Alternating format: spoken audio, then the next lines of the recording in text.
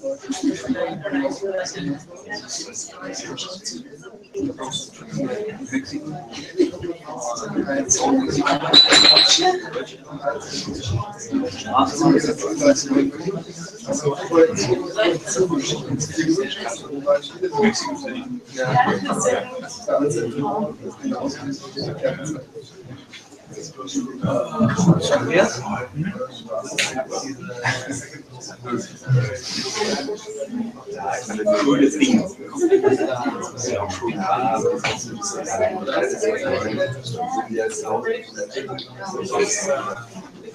we go.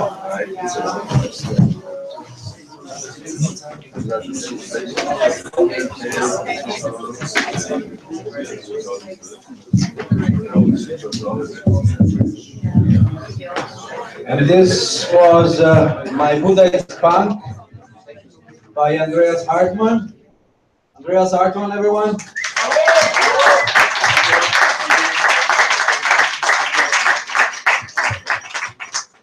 Welcome, and as for everyone, thank you. Thank you for sharing this with us. Maybe you want to start telling us how you did it, or how you decided to do it. You have to. It's a double microphone. It's for stereo, yeah. No, it's for two people. Yeah, great. So how everything started. So everything began with my first documentary. So I shot my first feature-length documentary in Vietnam, and since then I was kind of interested in this area, this region, and so I did more research on it and were kind of following up the events and current events in Asia and also in Myanmar. And when in 2012, kind of this democratic change started to happen, I was kind of interested and made more research and found an article about the Burmese punk scene and thought this might be an interesting topic for me, and made research in the internet and found Chocho, my main protagonist, on the internet, and contacted him on Facebook, and I'm interested in him, and then he invited me to come to Myanmar, and I went there and met him and was very impressed by him, by his character and his personality from the very beginning, and decided then to make a movie about him, especially on him, and not about the whole punk scene. And the other day you were telling me that basically you shoot without a translator with you. So basically when you are there with your camera, when you follow their talking, they know that you don't understand them. That's probably why they open up so much in a way. Yeah, right. So I worked without a translator. So that's kind of also a regular working method. So it was in my first documentary, which I shot in Vietnam. It was the same working method that I worked without a translator. Now I did it again in Myanmar, and now I made a third movie in Japan, also with the same method. And so it's kind of, I try to understand the scene and the content, what is going on between them and in the group, kind of without understanding. So I try to use different senses to understand what is important, what is not important, what is happening in the group. Yeah, and of course it also may be a reason why they talk very frankly and are very open. They don't get shy with someone. Right. Whenever you have a question, just wave to the board. Yeah, Harry? What are your other two projects about? Okay, the question is, what is your previous project and what is the next one in Japan? So the previous one shot in Vietnam is called Days of Rain. And it's about a family which is living in a flooding area. So in central Vietnam, a flooding area which gets flooded during the rainy season every year. And the government relocated their village to a higher ground, which was cleared from the mines and bombs from the Vietnam before. So it's kind of a safe area, and I followed the family while they moved to the higher ground and started to build their house. And my main character was the oldest son, like the 13-year-old son. So I tried to shoot the story through his eyes. Yeah. And my new project was I shot for like German television for Dreisat, ZDF Dreisat, and it's about a 22-year-old Japanese guy who decided to live as a homeless by choice. So he's kind of a story like he dropped out of university and decided to run away from home and live in Kyoto under a bridge and to live a free life. It was on TV already. Yeah, it was on TV in October, and if you want to see it, you can see it in the Mediathek, in the ZDF or Dreisat Mediathek. Have you seen it? Yeah, okay. Freier Mensch, the title is the German, Freier Mensch. How did you meet this guy? I had I was artist in residence in Kyoto, kind of a scholarship from the Goethe Institute, and I was living for 3 months in Kyoto, and met him there on the street under the bridge. Yeah. So I decided. So that was also kind of. I was in 2014, and my plan was like to go to Japan without a really concrete idea and project. So my idea was to go there and to be open-minded and just wander around and to look what comes to me. For the film, what was your stance on punk music in general, and did it change in the process of making the film? Yes, of course. I was very, very impressed to see them, to encounter them, how pure they are with this movement, because the movement kind of arrived in Myanmar 20 years later or something. So they are kind of still very in the process of developing it, and yeah, I was very interested in this, and to see their activism, how active they are, go to demonstration, making music, want to change the society. Even now they kind of do more and more, like also like kind of charity projects. So they started like the Food Not Bombs movement in Myanmar. So every week they go to the streets and serve free food to homeless people. So that's kind of things they're doing. How big is actually the punk scene in Myanmar? And the second question, how did ever Chuchu, ever tell you how and when he decided to become a punk? So the group, I cannot really tell how big the group is, but the main group I was hanging out with during this time were like 50 people or something. But the scene is even bigger and it's growing like every year. So it's Only men. And they're mostly men. There are some women, but they're a bit shy. So they're also they're not so active in the group. They're more like in the background.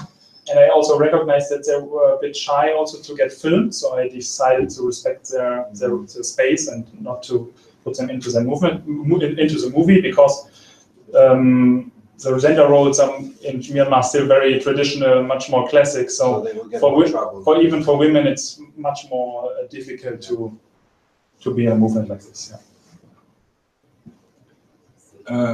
Maybe I didn't finish your. Yeah, how and when did the guy decide actually? Yeah, so it's kind of everything started in 2007 during the Saffron Revolution, when the monks went to the streets to demonstrate against the military dictatorship. So this was a big happening in Myanmar. And during this time, the band started to found their band. So they decided to also to take part in the revolution by making their music. Yeah. That was the start of the band. Yeah. Okay, thanks. How many hours of rush did you have? How do you manage to edit without knowing the language? I probably had, actually I don't know, I just can, maybe like 30 hours or something, maybe, I'm not, or 25, I'm not so sure. And yeah, it was a long process of translating in advance. So when I came back to Germany, I tried to find some Burmese translator in Berlin, which was not so easy, but I kind of found like 4 people. And then I worked with these people like for a year or something. So we met and watched the material and then decided together what is worth to translate. And then I translated it. And so after this year of translating, I started to edit. But for me, it sounds like it's a lot of work, but for me it's very joyful work, because then you many like presents are coming from the material. Yeah. And do you write down then everything to be able like? So I made immediate. So I was sitting down with a translator in front of the computer, watching the rushes, and then decided which parts to translate, and then I translated already. I made immediately subtitles. to because then I can edit it. Yeah. So yeah. It's a lot of work. Yeah, it's a lot of work. Yeah. You have a question? Yeah, do they really don't do drugs? Yes, of course. Of course, there was also this conflict in the beginning. You've seen it. So some people, of course, take drugs, but that's why they have conflicts about it. But Jojo's idea is not to take drugs and not to drink too much. To be straight edge, to concentrate on the daily tasks. We have the same here too. Straight edge punk has always been around. Yeah. It's I mean, they're not Buddhists, but they call themselves straight edge. It's just coffee and cigarettes. No, sometimes not even that. No, just sodas. Wow. Yeah. Strange. Maybe. Do you know when Common Street was the band? Huh? Yeah. The Common Street is kind of the movement, and the band is Rebel Riot. The concert in Berlin and stuff. But do you know about it? They come here for, you know what I mean? Yes, of course I know. No, so maybe you have contact and I have contact. I will meet them next month in Bangkok, because I'm going to a film festival in Bangkok with this, and I invited the band to come to Bangkok. Yeah. So we will have a screening together, a Q&A together with 3 protagonists, like Sani, Oka, and Jojo, and they will give like 5 concerts in Bangkok. So you can come to Bangkok. It's not so expensive, 500 euros at the moment. So we have seen a lot of different symbols during the movie, symbols from anarchists and symbols of Hitler and different Nazi signs. So did you talk about with them about the different meanings for them, for what these signs mean for them, and if it's a contradiction or just how do they understand this? Yeah. So. Or maybe we have to. Maybe first I have to talk about the reason. Maybe why this swastikas. Yeah, that was my. Why is this? I was also very surprised. But it's not only it's in Asia. There is a fascination with the Nazi symbols for no real reason. Yeah, it's all over Asia a little bit. There's kind of fashion. Like fashion. Yeah, it's a fashion. Yeah. So it comes also because of course they are in Asia. They are very related to this symbol, because it's in Asia it has a different meaning. It's a meaning of luck, like something, yeah. And so they kind of related to the symbol, but on the other hand they kind of are interested. It's for them it's a little bit exotic. So most of the people doesn't really know what it means when they relate it to Germany. But on the other hand, it's also very complex, because on the other hand, Myanmar is very special because of the history, because the country was for such a long time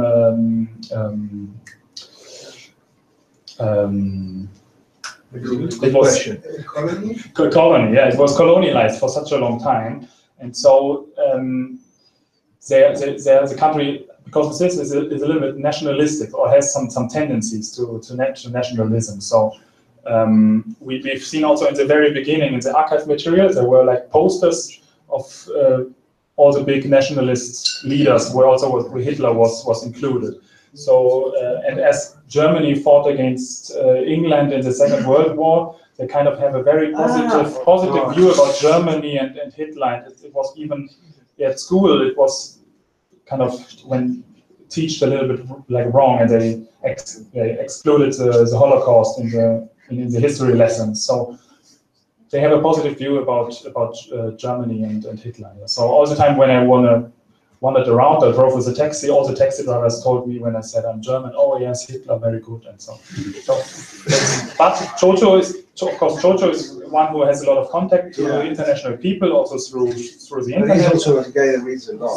So he is kind of also teaching his people and try to explain what's a real thing, yeah.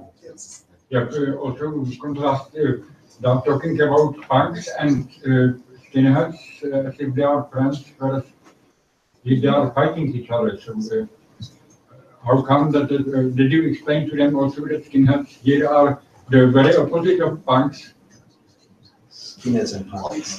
Skinheads are like the opposite. So Yeah. Why they were singing together over there and why they're friends over there? It's not they're fighting each other. yeah, I don't know if they're always fighting, but actually there are also not so many skinheads in Myanmar. Actually, this was the only one kind of skinhead which exists in Myanmar. So he's probably trying to make friends. And so they're together, they're collaborating in one movement. Yeah, completely different. Why choose cinemascope format? Oh no, it was wrong here. I don't know. It was squeezed. On the other screen, it was 16:9, so it's a 16:9 film. Yeah. Yeah, sorry, today we had Of course, no problem. the technical. That's okay. Thank you. Yeah, so Georgia has the reputation in Yangon to be the media star among Western media. And there's a cliche that he performs punkness for getting international attraction and to have filmmakers come, I mean, there have been many documentaries, every international music journalist who spends 5 days in Myanmar or a week comes and interviews him. So he knows what to say, even if it's in Myanmar, he speaks fluent English. So it's kind of a business to get this international attraction, whereas in Myanmar itself, I mean, the punk scene has always been very small, and many Myanmaris are not really interested in this. There are other forms of rebellion that are much more present and much more powerful. So I wonder what your take on this was, as how you position yourself within this dialogue. Yeah. So of course, like Jojo is quite famous, of course. Among the international community. Among the international, also in the I think he's also famous in Myanmar, in the young in the young people. And of course, he's also very conscious about his position. So yes, what was the question? Are you part of Chocho propaganda?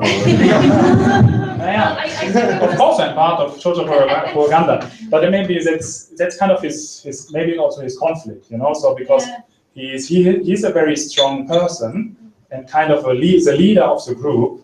You can really feel that, Also in the end when they're sitting under the tree and he's trying to tell the young people, this is punk, but in punk there is no order. You don't have to follow this.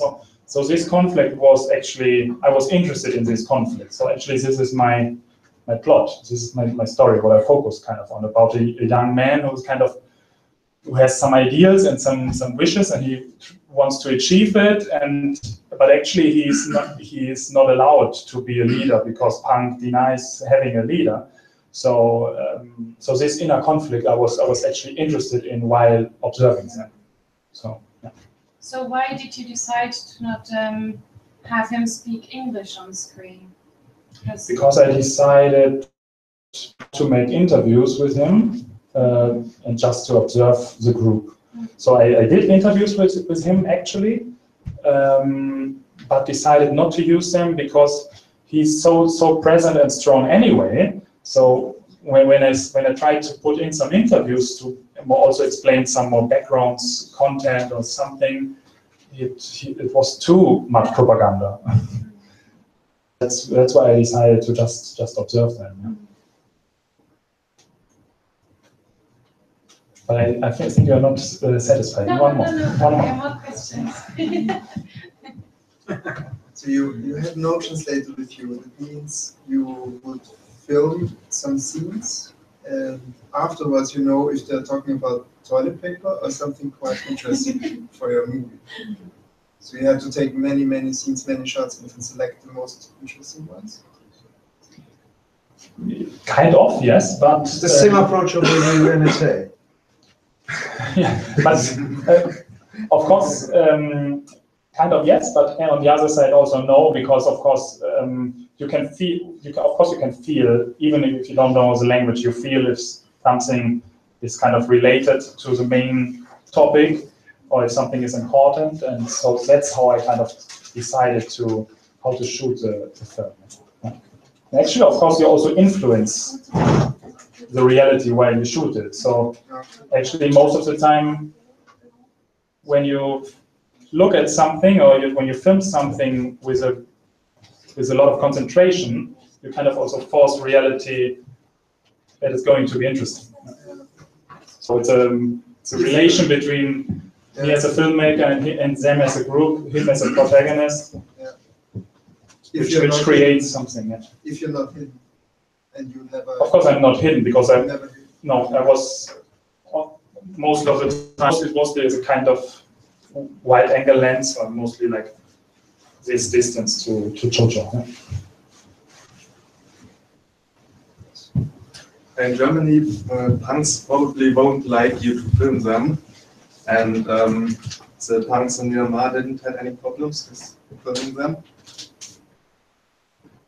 No, of course they in the beginning it was a bit difficult. So first they wanted to get to know me, and so then they had a discussion in the group, and were talking about it and decided like in a democratic yes or no, and so they decided yes. But they had also some bad experience before with some TV productions, and so they were a bit unsure, but they decided to make it. And how about other actors in the movie? Like the strong family in the train, and the one monk at the street. So do you ask them if they would like to be in the movie? No, of course not. No. No, I was not asking. So I was shooting and observing, and when somebody told me I don't want to be filmed, then I didn't film them. But it's the same. If you don't know the language, or also about this, I feel when somebody feels uncomfortable and doesn't want to get filmed, and then I also.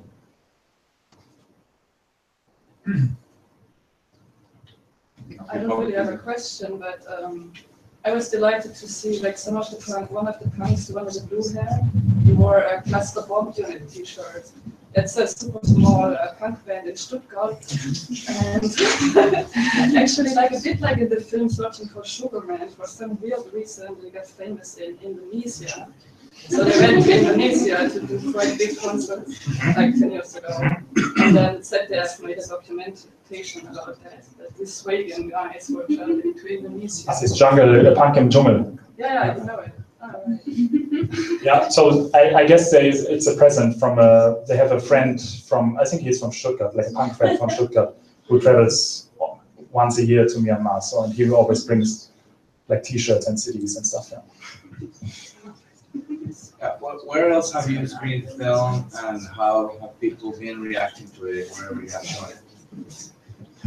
It got shown mostly everywhere. So in South America, Australia, England, Europe, but everywhere. Just in Asia. In Asia, it's now coming with Bangkok, and in Vietnam. I'm going to show it in March. And the reactions are mostly people are interested. So in the Q&A, there are a lot of questions. So that's a positive feedback. People are curious and want to know more, and it's. Where did you world premiere it? Festival dei Popoli in Florence.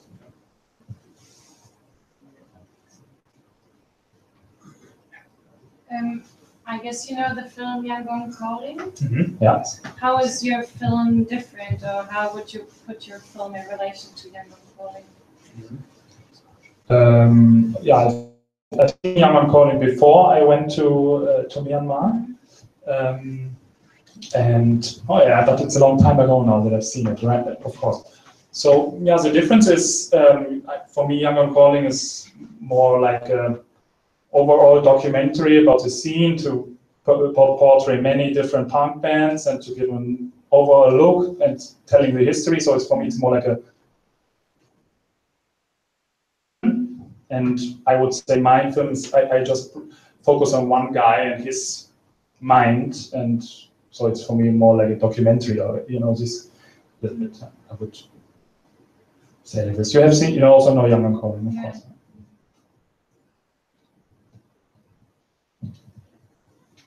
And have them seen the movie, the kids? Yes, but just online. So the first time on screen, they would see it in Bangkok. And how did they react to it? Of course, I just know it from Jojo, but it was also very difficult to communicate on Facebook. How do you like the movie? You know, I sent him a video link, and so we had some conflicts in the beginning because he just wrote me, I don't like it so much, and but it was difficult to get. a very punk scene. It was very difficult to find out for me to it's find probably out. A compliment. To find out what is it about. So, and then I try to kind of explain my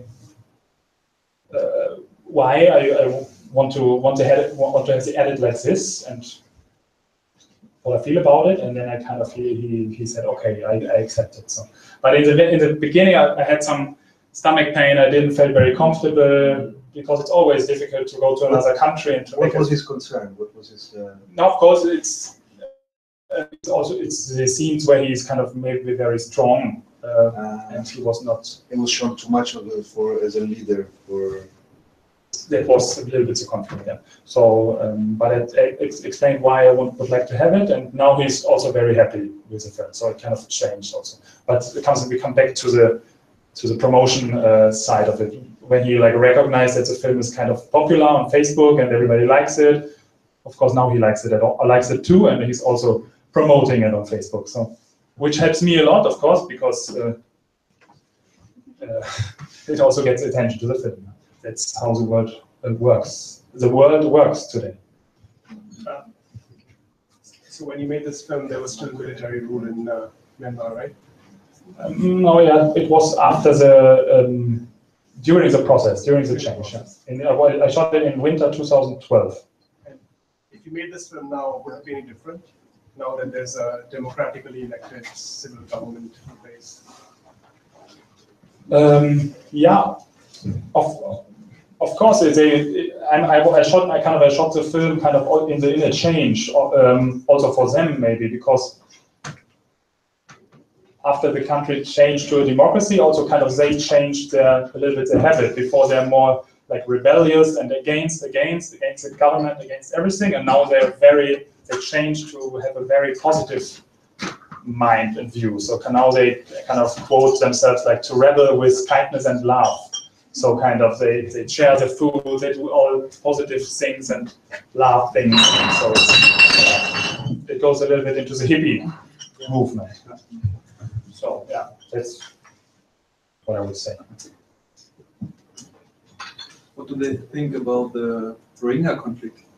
And what do they think about the Rohingya? The Rohingya conflict, yeah. Maybe there's also this one scene, the discussion in the group.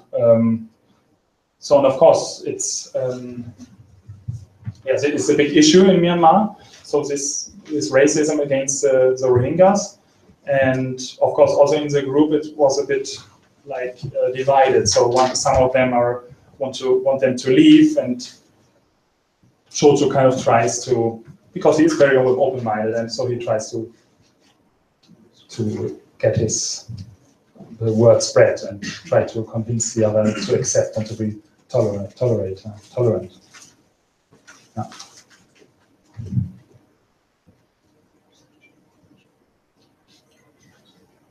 Why is it, would you say, that there is so much international interest precisely in punks in Myanmar? What is so attractive about this? You can also ask yourself while you're sitting here and while you know all the films and you know very, very much of the background, So answer your questions yourself. Yeah, why it's so interesting? I mean, you said you became so interested in the punk scene and in Darko, so I wonder, what is the attraction for the international community? What would you say? Yeah. I don't know. Yeah, I also don't know. it's kind of of course everything starts with the thought that that you don't expect it, you know. So it starts with a surprise kind of. Yeah. So and then you want to discover this surprise and you want to know more about it. But for me, my main interest is actually shoujo. So because I'm not an expert in punk, so I don't know so much about punk. You know? So I don't know the music. I know nothing actually. So I was kind of more interested in this character in the end. You know? Of course, this interest, this surprise, and this interest brought me to Myanmar. But when I was there, I was actually more interested in his interesting character. Yeah. And yeah, it's my point of view. Yeah. Because I'm also not, I'm not. That's why I also don't use interviews, you know, and give all this background information about the military dictatorship and blah blah, which can make it more interesting and give it more production value and everything. So I don't use that. The production value, it mentioned that it was supported by DART. How much was the finances yours, or the budget of the film? Yeah. How much of the budget was out of your pocket, and how much was the funding? If you can. Yeah. I just had a little fund, so I produced it by myself, the movie, and I just had a little funding by the DAAD, the German Academic Exchange Service. So, but this just covered the travel costs, like the flight and some pocket money for staying there a couple of months, and the rest was out of my pocket. I wanted to comment earlier. I find it personally really interesting because I feel that whenever we see a political conflict outside of sort of what we're familiar with, it's really interesting to observe how cultures respond similar ways. Punk is extremely effective. I grew up in Tel Aviv, where the hardcore punk scene is huge. And it's fascinating to see how it's exactly the same. But taking outside of its original context, you take sort of the structure and you recreate it somewhere else, and it kind of is just it's just such an effective tool. So I don't know if everybody has very different backgrounds, but personally, I find it fascinating. So I was really happy that this film was shown in this context, because I've been dying to watch it, and I didn't know that it was going to be shown tonight. So that was super exciting. So. I think it's also the aesthetics, the contrast, like you see these guys playing computers, this shooter games, and all these shopping malls and everything, and then these guys, and it's always this contrast that makes it very attractive to watch it, or when they climb up to the farmer with the cows, and just their look and everything. Stunning somehow.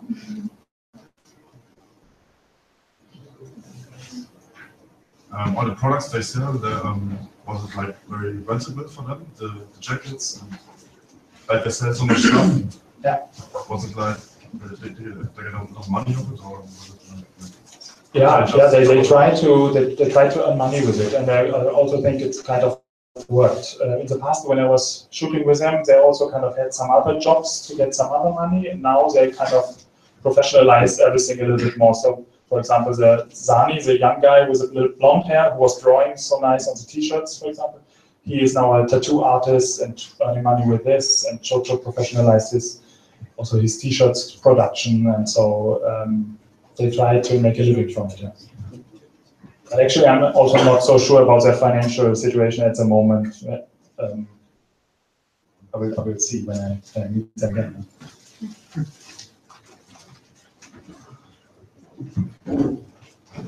If you're okay, as we go to wrap it up, first there's the tradition. The one in Japan, is it already finished, completely done? Yeah, actually there are two versions. So one is the TV version, which is in the Mediathek online, and there's a also feature length 75-minute version, which will premiere this year.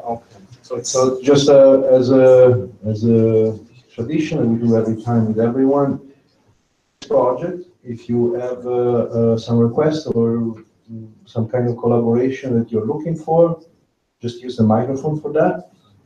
And then before anyone goes, guys, you can do like Chocho, you can share his trailer, his movie, you can talk about it. This is the only reason why it's free. So you come here, everything is free, and your job as part of this community is to support. We've been doing it for 5 years, and it works, and it works more every year. So this is the 5th. Let's make it work more. Okay. Yeah. Then. Yeah, of course. So if you want to recommend the movie to some friends or something, there is a Facebook page of the film. Of course, you can recommend it. Maybe one day it will be released on VOD or on DVD. So if you're interested, you can follow the page, of course. And if you like to see my new film, you can watch it on the Dreisat-Mediathek for free. Freier Mensch. But it's just with German voiceover in the internet, in the TV version. The feature-length version will be then also English subtitle, just subtitles. Yeah. Is it also on YouTube or KinoXU? Hopefully not. This one. Not yet, not yet. On Napster, you probably can find it. Yeah, I feel from now on. Yeah. So thank you very much for coming.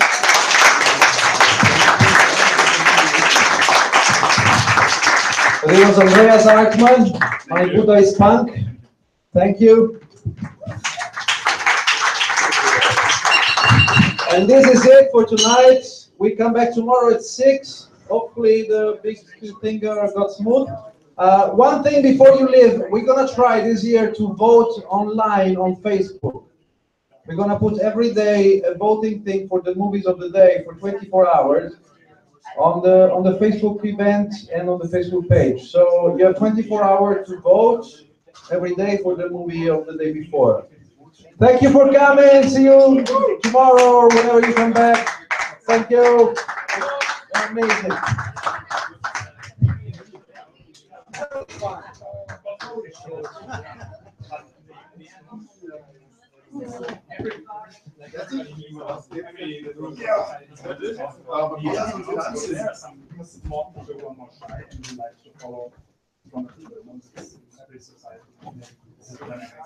This is happening.